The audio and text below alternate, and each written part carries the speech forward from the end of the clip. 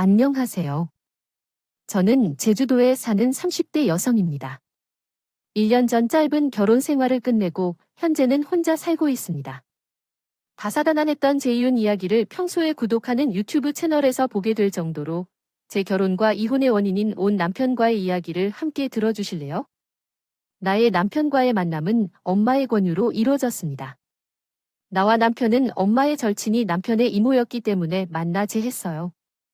어릴 때부터 그 집 아들은 대학을 어디에서 졌다, 어떤 일을 한다 등 엄마의 친구의 아들처럼 많은 이야기를 들어왔습니다.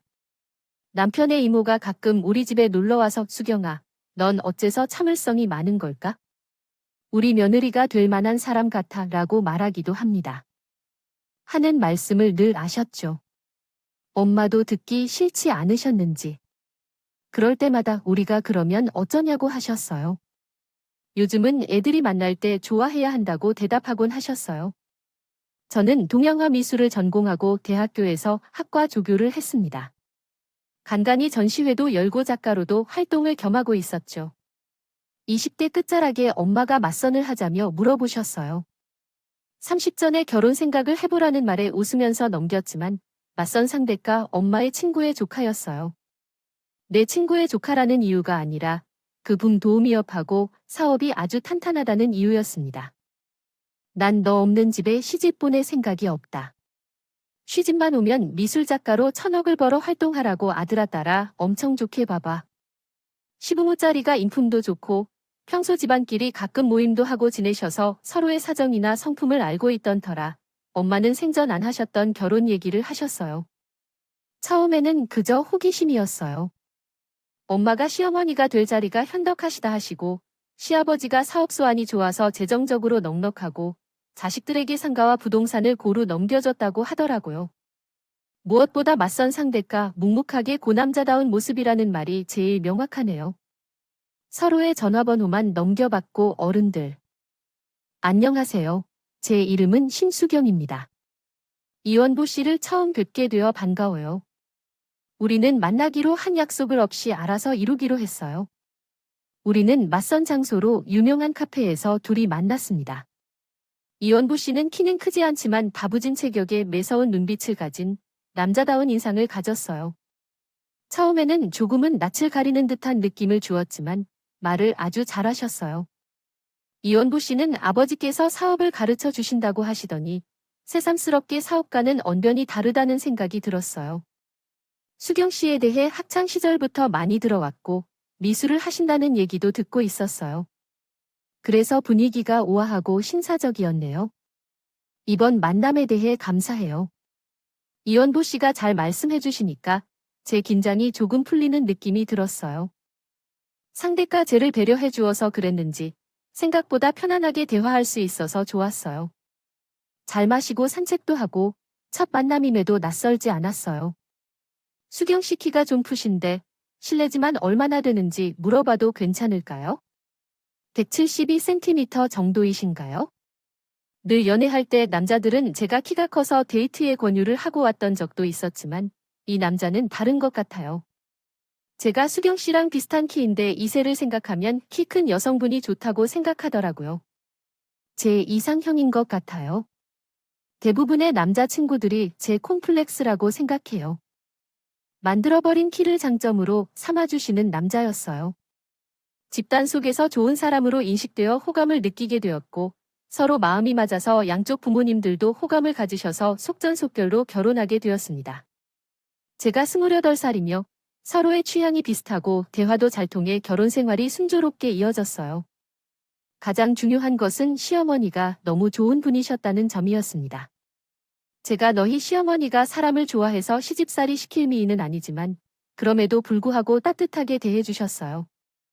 결혼 전에 친정 엄마가 해주신 조언 중 하나가 넌 잘할 거라고 믿지만 재량껏 자릴 결정하라였어요. 이처럼 시어머니는 친딸처럼 잘 대해주시곤 했습니다. 남편은 그나마 일자리가 있었지만 남동생은 자동차 기계공학을 전공하고 독일에서 유학 중이어서 결혼식 때 잠깐 볼 수밖에 없었습니다. 그리고 시아버지께서는 결혼한 지 얼마 안 돼서 상가 건물을 선물해 주셨어요. 또한 그 선물도 제 이름으로 받았습니다. 제가 다른 것을 해드릴 수는 없지만 시어머니께서는 자금 상가를 하나 선물해주고 싶어서 그러신 거였죠. 우리 식구로 맞이해 주셔서 감사드립니다. 시아버지는 여유가 되는 대로 부동산이나 상가를 많이 구매하신다고 합니다. 20년 전부터 사신 땅이나 건물이 최근에는 5배 이상 올랐다는 사례가 많다고 하셨습니다. IMF 사태로 전 국민이 어려워했던 시기에도 오히려 돈을 많이 벌어들인 분들이 있었던 것처럼요. 경제 위기마다 투자를 통해 성공한 케이스가 시아버지의 것입니다. 남편은 장남다운 자리로 사업을 물려받았고 재산이 많아 신혼집으로 아파트와 도시 외곽의 땅을 제공받았습니다. 결혼한 직후 예상치 못하게 재정적으로 넉넉해졌습니다. 남편이 화장품 신규 사업을 확장하면서 시아버지로부터 모든 사업을 물려받았습니다. 시아버지는 수십 년간 거래해온 공장과 업체를 보유하고 있어 남편은 화장품 브랜드를 직접 제작하고 온라인 사업까지 진출할 수 있었습니다. 그래서 결혼 후 2년이 지난 지금까지도 주말에 편안히 쉴 수 없이 매번 출장 다니는 남편을 보면 언제나 안쓰러워합니다. 시부모님이 남편에게 거는 기대가 크다는 걸 알고 있었기 때문에 더 이해가 가요. 바쁘다는 핑계로 남편은 좋은 배우자였어요. 특별하게 예민하게 굴거나 하는 것도 없고 제가 실수를 하면 조용히 넘어가주는 매너 있는 남자였습니다. 하지만 언제부터인가 남편은 술을 마시고 들어오는 날이 빈번해지고 때로는 아예 회사 사무실에서 며칠간 야근하며 집에 들어오지 않는 경우가 자주 발생했습니다. 최근에는 회사 업무가 매우 힘들다고 합니다. 이번 주는 같이 식사도 함께 하지 못했어요. 그럼에도 불구하고 그게 이상하다고 생각했어요. 나는 이야기하려고 했어요. 무슨 일이 있는 거예요? 안 좋은 소식이 있는 거예요? 회사 상황이 나쁘다고 해서 크게 부수는 말씀이신 거예요? 상황이 어렵다. 회사가 부도 처리될 것 같아서 막아야 하는데 어려울 것 같아요. 우리 회사의 거래처 회사는 믿고 있었는데 부도가 나서 크게 어려워졌어요. 어떻게 해야 할지 고민이 많아요. 아버님께 이야기를 해봤는데 어떻게 방법이 없는지 말해주셔서 마음이 아프네요. 노력과 열정으로 이룩했던 사업이 갑자기 무너지는 건 충격적이에요. 그래서 요즘 그 사람이 힘들어 보이는 것 같아서 마음도 아프고 걱정돼요. 다음 날은 돈이 되는 것과 서류들을 모아서 남편에게 보여주었어요. 혹시 부동산이나 건물을 처분하면 회사를 구할 수 있을지 고민하고 있어요. 이런 것으로 해결되었다면 벌써 나도 그렇게 했을 텐데. 안 돼. 프로모는 어떻게? 일단 우리 이혼하자. 당신과 부르 정도로 재산과 저당 작품을 갖지 못하니까 우리가 이혼하는 게 맞는 것 같아. 그 후에는 그때 재산 때문에 이윤을 취할 거라는 큰 욕심이야. 생각해봐. 부도 난다고 하면 회사가 파산하면 나의 명예 재산도 온전지게 보호받을 수 없고 우리 이혼한다는 척 하는 거야. 당신과 나는 임시적으로 남남을 척하는 거지. 하지만 특히 아이를 우리가 이러한 상황 속에서 낳는다면 회사 부채를 아이에게 물려주게 될 거야.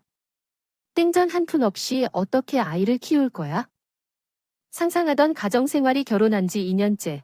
우리는 아이를 가질 수 없었지만 혼란스러운 상황에서 신속한 결정이 필요한 것으로 보였습니다. 그래서 남편의 설득으로 시댁과 친정의 비밀리에 조용히 서류상 이혼 절차를 밟기로 결정했었습니다. 부모님을 걱정시키지 않고 제가 회사 일을 정리하면 다시 혼인신고를 할 것이라고 결심했죠. 지금 생각해보면 어딘가 이상함을 느꼈을 텐데 당시에는 그 결정이 최선으로 보였습니다. 그러던 중 친정어머니가 유방암 판정을 받았는데 건강검진 결과에 이상이 있어 조직검사를 권유했던 거죠. 했더니 유방암이라면서 엄마, 먼저 우리 수술하고 회복하는데 최선을 다하자. 요새 유방암은 암이 아니라고 하니까 97% 이상 생존한다고 하니까 너무 걱정하지 마. 엄마는 충격을 받아서 한동안 울음을 멈추지 못하셨어요. 아버지와 이혼 후 여자 혼자 외동딸을 키워내신 강한 분이셨죠. 내 어머니가 암이란 이 남편과의 이혼에서 오는 찜찜한 마음을 느껴볼 겨를도 없이 엄마의 암 투병 생활을 도왔습니다. 다행히도 그래도 초기에 발견해서 일기 판정을 받았으니까 수술 예후도 좋고 우리 많이 좋은 것 먹고 엄마와 하고 싶은 것 많이 하자. 다 하자. 고마워, 수경아. 내 딸밖에 없다. 너도 얼른 자식 낳아야 하겠다. 이긴 것 같은데? 드랍하는 걸 알 거야? 걱정하지 마. 자연스럽게 생길 거야. 지금은 엄마 몸만 생각해. 수술 후에 유방암의 이를 발견한 엄마는 다행스럽게도 항암 치료를 받지 않고 방사선 치료만으로 충분히 가능한 상태여서 통원 치료를 받기로 했어. 그리고 엄마가 항상 부르던 노래를 제주도로 이사를 가면서 떠나게 됐어. 수술 후 몇 달 동안은 회복하는 시간이었고 정신이 없어서 많은 것을 챙기지 못했지만 남편에게는 엄마의 건강 상태를 보고 싶을 테니까 문자로도 가끔 소식을 전했어. 회사 업무에 대해 말한 적은 없었지만 내가 걱정돼. 밥은 잘 챙겨 먹고 있지? 크게 문제가 될 만한 일이 생겼는지. 정말 걱정돼. 됐어요. 엄마 이제 제주도로 이사를 하고 병원에 있는데 3개월 뒤에 가도 되니까 이쪽 사방 만나러 집에 다녀올게요. 그래서가 나 때문에 남편이랑 생이별하고 미안하다는데 이서방에게 너무 고맙다고 전해줘. 이혼 사실을 알리지 못해 병과 너 핑계로 몇 달간 엄마와 함께 생활한 상태였습니다. 남편이 혼자 생활하는 것이 마음에 걸려서 남편이 분별해 오피스텔로 갔습니다. 급하게 반찬도 만들고 남편이 좋아하는 것들을 가득 들고 찾아갔다고 합니다. 오피스텔의 605호를 알고는 있었지만 말은 해야 할 것 같아서 남편에게 전화를 걸었더니 웬 여자가 전화를 받았다고 합니다. 여보세요? 이제 휴대폰이 부실한 것 같군요. 뭘 했어? 누구야? 이렇게 누군데 갑작스럽게 전화 걸어왔어? 남편이 전화했어. 오, 이 번전화번호 안 보려고 했는데? 일일이 전화해서 9를 누르다니. 지금 제주도에서 넘어왔다. 오브피스탈에 반찬 몇 개 가져다 놓았어. 차가 왜 그럴까 고민하네. 어머니가 신경 쓰라고 하니 너도 그런 걸 신경 써야 되네. 방금 전화했던 여자는 누구야? 오, 그 여자는 회사 직원이라고. 아, 우리 회사 직원이었구나. 그래? 회사 직원이라니까 몰랐다. 화장품 회사인데 여자 직원이 없을 리가 없지. 지금 회사에서 요 한 오피스텔에 반찬을 만 두고 갈게 비밀번호를 입력하여 냉장고에 음식을 보관하고 방 청소도 해놓겠습니다. 회사 업무가 바쁜지 집에 사람이 왔다 갔다 할 티가 없이 깔끔한 느낌을 만들어보려 했더라고요. 회사 업무를 빨리 마치고 같이 살고 싶다는 생각을 하며 혼자 아파트로 들어왔어요. 오랜만에 남편을 만났습니다. 생각보다 얼굴이 좋아 보여서 안심이 된다고 했어요. 오빠, 회사 업무는 어떻게 되셨어요? 많이 힘들지요? 수경, 아, 우리 이름상으로든 2인종상으로든이니까 오피스텔이나 회사 근처에서 만나진 않을 것 같아. 크로모지에서 만나는 것도 2인종의 편안함에 맞게 못할 것 같아. 너와 내가 만나는 걸 주변 사람들이 웬만해서는 못 볼 것 같아. 뭐라고 할지도 모르겠어요. 이리저리 따져보면 이상한 일이 생겨서 의심스러운데요. 3월이 어찌 그런 것을 알았는지 의심스럽죠. 그러니까 오빠가 아파트로 가기로 했던 건가? 최근에는 스파에서 바쁘다고 하더군요. 당분간은 전화로만 연락할 거니까 이해해 주세요. 회사 때문이라니 더 이상이 아니래요. 자주 보자고 말했던 것이 좀 어색했어요. 그래서 시간이 지나면 괜찮아질 거라 믿고 있었는데 어느 날 핸드폰이 울렸어요. 여보세요. 이리 오세요. 그런데 누구세요? 혹시 이혼의 연관성이 뭔가요? 가족이나 사촌 사이 같은 건가요? 모르는 여자에게서 온 낯선 전화로 남편에 대해 물어보는 게 이상했어요. 뭔가 이상한 기색이 느껴져서. 여자 쪽에서 처음 만나자고 제안을 했더군요.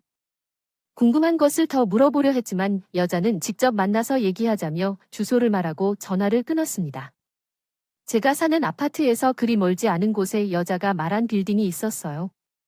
말해준 대로 익숙한 안내원이 나와서 저를 데리고 갔습니다. 외관으로는 평범하게 보이는 5층짜리 빌딩이었지만 내부로 들어가니 최신식으로 상비가 갖춰진 곳이었습니다. 안내원은 5층으로 데리고 갔더니 어느 문 앞에 다다라 저를 들여보냈어요.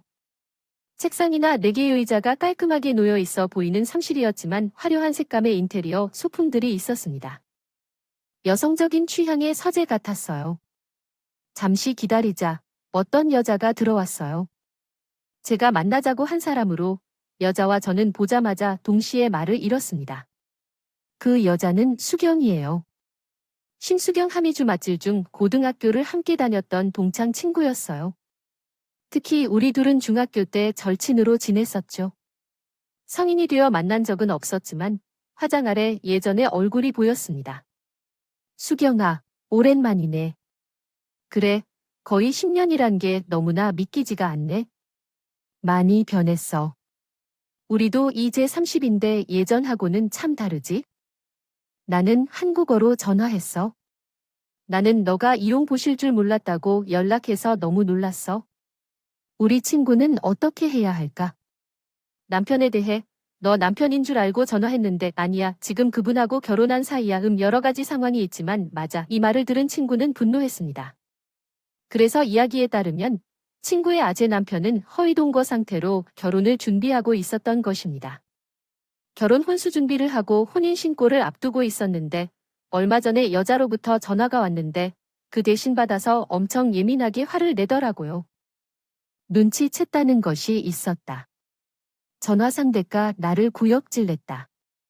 수경이가 네 사촌 동생이라고 해서 그러더라. 그런데 사촌 전화를 내가 대신 받았더니 너무 화를 내면서 이상하게 얼굴을 찌푸렸어. 너랑 동거를 했다며 혼인 신고까지 하려고 하더라니 마음이 충격을 받은 것 같아 말이 나오지 않았어. 그리고 더 신기한 것은 외도 상대가 중학교 동창인 미주라고 하는 사람이라는 것이 믿기지 않았어. 도저히 미주에 대해 변한 점이나 발견점이 없었는데 왜 이런 얘기가 나오고 있을까? 아직도 나와 미주는 서로를 모르던 중학교 시절부터 친애의 비밀을 공유할 만큼 친하지 않았나 싶다. 당시에는 좋아하는 첫사랑 상대가 있었어요. 같은 중학교를 다니는 남자인 진욱이와 학원을 같이 다니며 종종 연락했던 사이였죠. 미주도 나의 짝사랑을 알고 있었기에 항상 저를 답답하게 했어요. 심수경, 너 안 되겠어. 도대체 왜 그렇게 진욱만 계속 따라다니고 있어? 그러며 항상 내게 진욱의 연락처를 알아달라고 했어요. 내가 내 첫사랑을 성공시켜 줄 테니까 어떻게 해야 할지 모르겠어요. 미주는 성격도 시원시원하고 남녀를 가리지 않고 인기가 많은 스타일이었고 저는 내성적이고 망설이는 성격이었어요. 우리의 성격은 정반대였지만 누구보다도 잘 맞는 친구였죠. 그런 친구가 나서 주어서 정말 고마워서 진우에게 전했고 너와 너의 신자, 아이들에 대해 소개했어요. 그 후로 몇 달 후에 미주는 어색하고 미안한 표정으로 말을 걸기 시작했어요. 수경아, 사실 내게 말해야 할까 말까 많이 고민했는데 나는 사실 진우와 사귀기로 했어. 뭐라고? 또 어떻게 나한테 이러냐? 내 첫사랑을 이루어주겠다며 그러나 뒤는 처음엔 너와 요즘 나누고 싶었는데 나는 주가 좋아져서 나 또한 남자에게 처음으로 고백을 받아서 그렇게 우리는 매우 친한 친구로 지내다가 첫사랑을 이루었는데 그 순간 모든 것이 사라졌습니다. 우리 사이는 끝났고 고등학교까지 인연이 이어졌지만 서로 복도에서 마주쳐도 인사조차 안 했어요. 후에 주변 친구들도 알게 되어서 미는 아이들 사이에서 왕따가 아닌 왕따를 당했다는 소문도 들었고요. 사춘기 예민한 시절이라서 그런 일이 있었던 걸까요? 제가 그 후로는 친구도 남자도 잘 믿지 않는 버릇이 생겼습니다. 그런데 그런 사이에 친구를 남편에 내연녀 다시 맞아도 주니 운명의 장난 같았어요. 하늘이 나를 우습게 보나? 너랑 나를 이렇게 또 마주치게 하네. 이왕 이렇게 된 거 속 시원하게 물어보자. 이 원부 언제부터 맞았니? 1년 좀 넘었어요.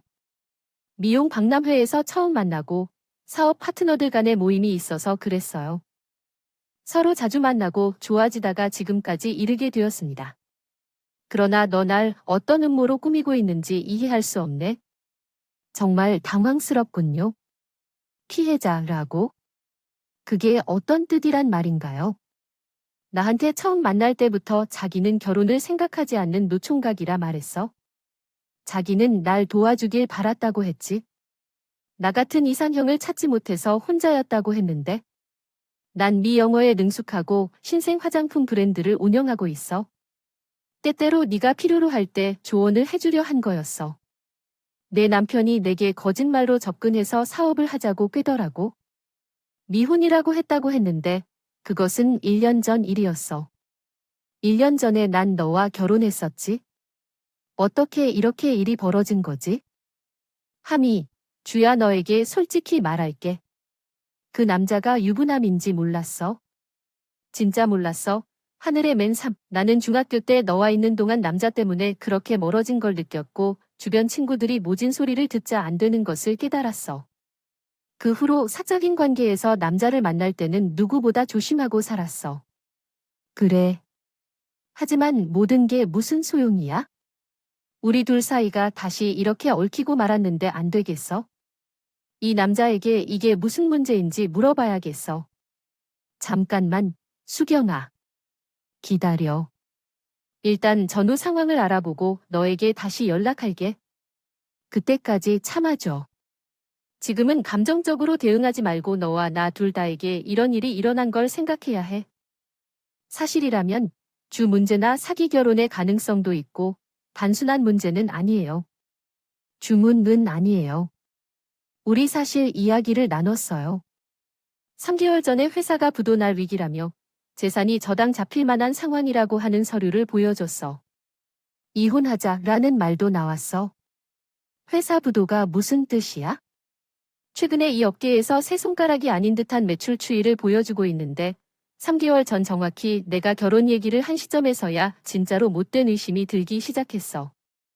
2차로 말을 맞춰보자면 대략적으로 남편의 계획이 보였어.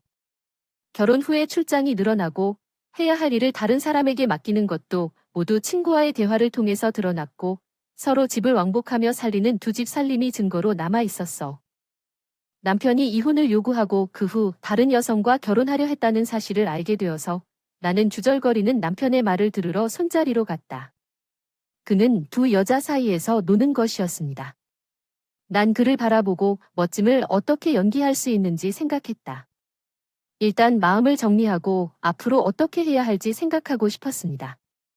먼저 자리를 떠나서 머릿속이 엉망인 채로 집으로 돌아왔습니다. 소파에 앉아 멍하니 하루 종일 있었습니다.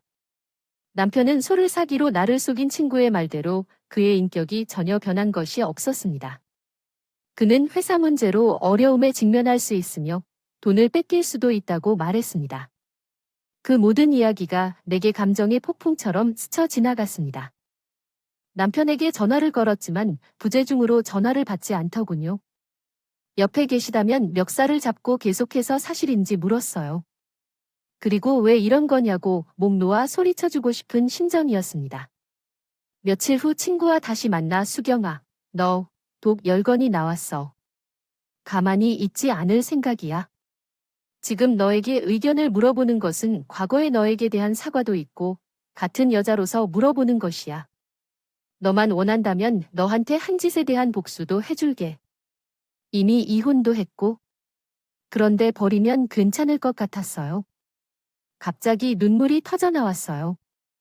친구 앞에서 울고 싶지 않았지만 남편에 대한 배신감에 도저히 참을 수 없었어요. 알아보니까 우리 브랜드가 시장에 자리를 잡은 것을 발판 삼아 사업 홍보도 하고 확장하려 했던 것 같아요. 말 그대로 이용하여 살려려고 접근한 거지라는 친구는 고등학교를 졸업하고 명사 일을 했었다고 합니다. 손재주가 좋고 일을 잘하다 보니 어린아이 미용실에서 실장까지 초고속으로 진급했다고 해요. 미용업계에서 맞는 미용사끼리 헤어 제품이나 탈모 제품 등을 만들어 사업을 한 후 고지금은 단독으로 세운 화장품 브랜드로 미용계에서 제보를 주는 회사로 자리를 잡았다고 했습니다. 남편은 그것을 활용하여 인맥을 넓히고 사업을 운영하고 있다고 해요. 이건 술자리에서 들은 내용인데 너도 꼭 들어봐야 할 것 같아요. 친구가 녹음 파일을 들려주었습니다. 그 얘기는 어떤 결혼해서 와이프도 있으면서 세컨도도 있는 놈이 다른 여자를 만나 다니면서 요즘은 결혼하고 애도 있는 남자도 있다는 것이라고 했다. 어떻게 사회가 이렇게 되어서 한 여자에게만 만족할 수 있는지 이해가 가지 않는다며 혼란스럽다고 했습니다. 그리고 다 비즈니스야? 연애도 하고 일도 하고 그런 거지? 너무 가정적인 것들에 충실해야 한다는 것도 등신 같다고 했다. 형님의 이야기는 꼭 기억해야 할 것이라고 했지만 다 듣지 않아도 될 말들이 많다고 했습니다. 알고 있었던 사실이지만 남편의 목소리로 들을 때 현실이 되어서 너무나 처절하게 와 닿았습니다. 난 이 남자에게 정말 속았구나 싶었습니다.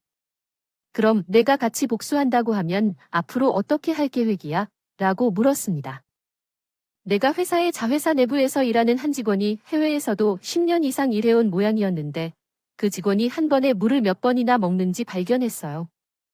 그는 경영이 제대로 이루어지지 않고 구린 방식으로만 처리하니 장기적으로 회사에 악영향을 미칠 것 같다는 적절한 말을 하자 그 노인네는 뒤끝이 나오더라고요.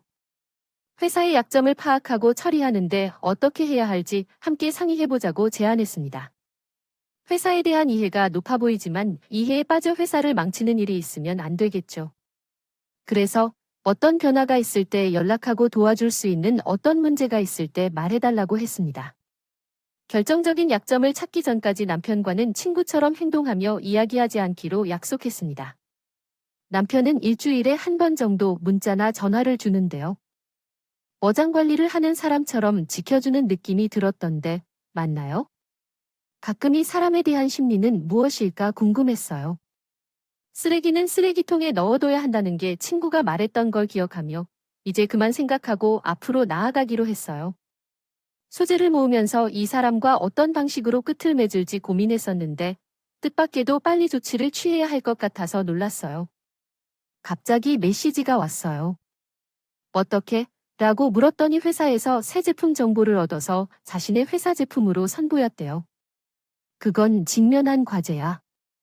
제게 호구로 여기고 우리를 감시하려다 알게 된 건가요? 아니, 그런 것은 아닐 것 같아요. 인간은 결국 인간이라고요. 빨리 결론을 내리자. 질질 끌지 않고 내부 증거 수집 과정에서 남편이 사용하는 비밀번호나 지문 등의 정보를 친구와 공유하여 접근한 것은 사실입니다. 또한 회사 내부 인사를 통해 결정적인 세금 조작 사실을 확인한 증거를 확보했습니다. 친구와 함께 사건을 분석하면서 시아버지로부터 배운 것이 어떤 것인지에 대한 의문이 들었습니다. 사업이 성장하고 매출이 늘면서 남편은 세금 조작을 통해 소득을 가장한 후 서울 부동산 투자를 한 것으로 확인되었습니다. 이에 남편을 탈세 혐의로 국세청에 신고하였습니다. 회사에서 조사가 진행되어 숨겨진 소득 30억이 적출되었고 세무조사를 피하기 위해 다른 직원들의 차명 대출로 돈을 은폐한 것이 밝혀졌습니다. 또한 작년에 세무처리와 관련된 인들은 조세 포탈로 검찰에 고발되었습니다.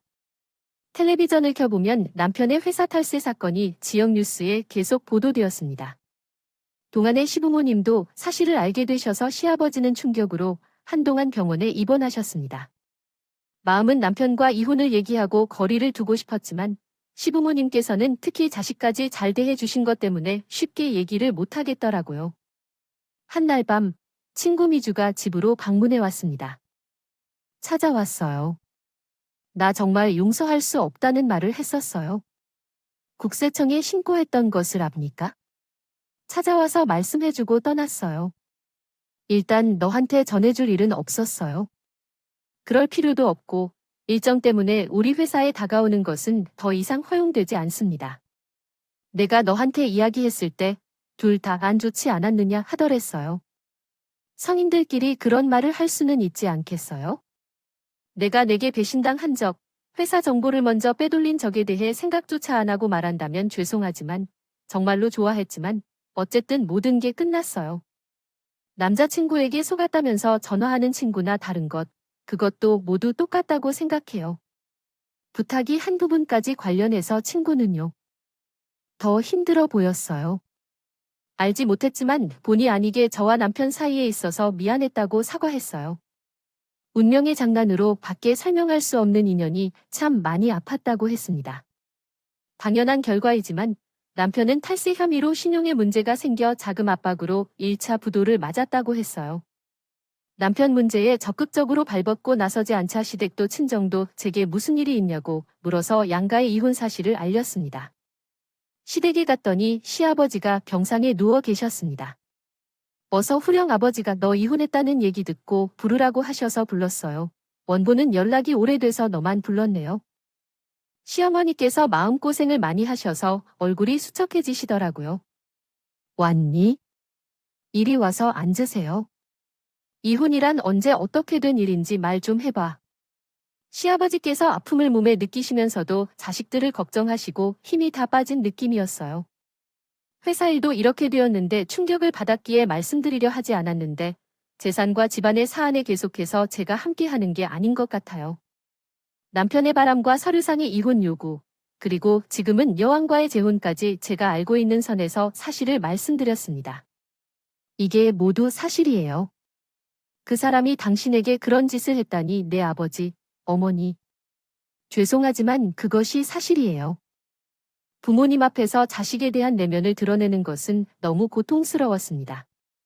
이러한 상황 속에서 사라져버린 묻히기를 많이 한 남자가 정말 싫고 모든 것을 믿고 이 아리아 저도 바보 같았지만 비뚤어진 마음을 지닌 그 사람을 용서할 수 없었습니다. 혼자 사던 아파트를 정리하고 다니던 일도 그만두고 제주도로 내려갔습니다. 이게 무슨 일이지?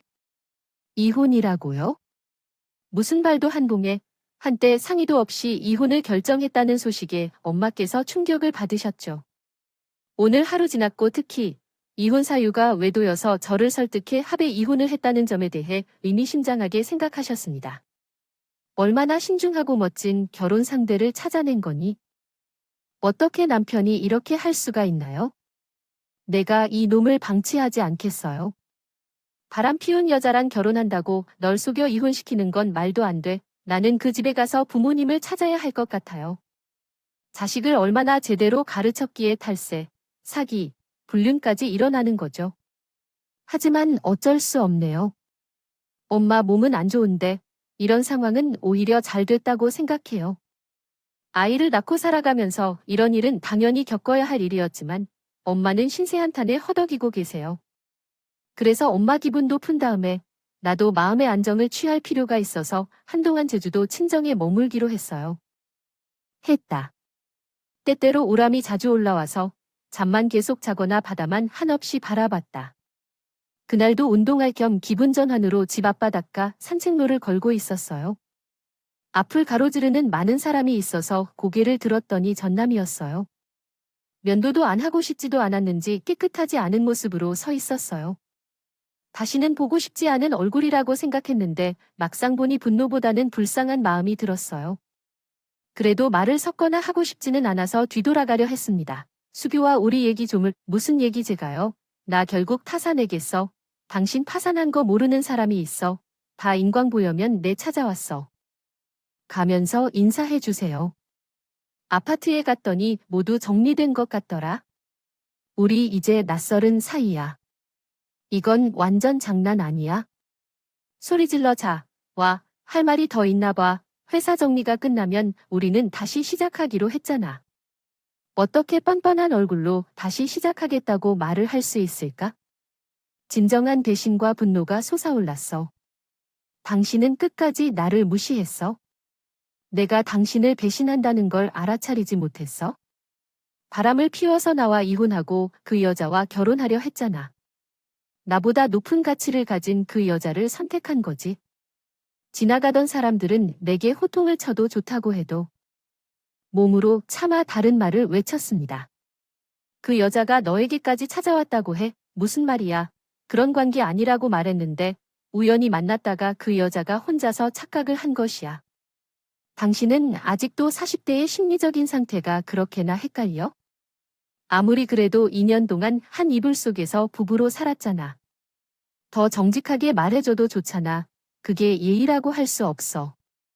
이 여자 때문에 얼마나 어려움을 겪고 있는 것인지 내가 안다. 다른 사람들은 몰라도 내 아내는 나를 믿어주어야 하는데 그 여자의 말에 대한 신뢰는 열심히 고민해 볼 문제지. 세상은 좁지.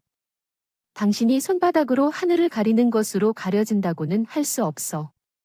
사실은 있잖아. 어째서 여기까지 와서 거짓말을 하는 거야? 억울한 표정을 짓고 제 앞에서 연기하는 남자를 바라보다 허탈함을 뻐낼 수 없었습니다. 피곤함이 몰려왔죠. 다시는 그를 보고 싶지 않았습니다. 이렇게 찾아와서는 안 돼요. 우리는 법적, 심적으로도 이미 남남이야. 수교와 재벌 남편은 돌아가는 제 앞을 막고 불쾌함을 주었습니다. 내가 결혼할 때 줬던 아빠의 땅과 부동산만이라도 다시 내놔. 회사가 어려울 때 내게 준 준비물을 다시 받을 수는 없을까? 춤추는 것도 안 요구했는데 나는 이런 처지에 놓였을까? 회사가 망하게 되면 막아주었다던 서류들을 이제서야 내놔라고 했습니다. 결국 이 사람은 사기꾼인 명성밖에 없네요.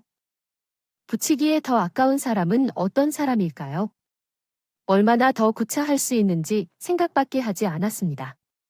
보안의 차림새나 상황을 보고서 돈 때문에 나를 차장하는 것 같았어요. 아니라고 할 수 없어. 차라리 사회 하나고 어려운 사람도 올 거예요. 우리 우측에 글을 봐. 국어 내 지분도 있어. 나도 어려운 사람 앞에 있는 나부터 두어줄 수 없을까 거예요. 거기에 왜 당신 집은 4명의로 된 재산인데요? 그리고 나는 여태까지 당신한테 속아오며 고생한 것 위자료로 쳐도 부족해요. 여보라고 부르지 마세요. 난 당신과 결혼해서 몸도 마음도 모두 충실했어요. 그런데 내 인생을 왜 이렇게 너덜버리게 만들어? 당신이 뭔데요? 우리 가족이잖아?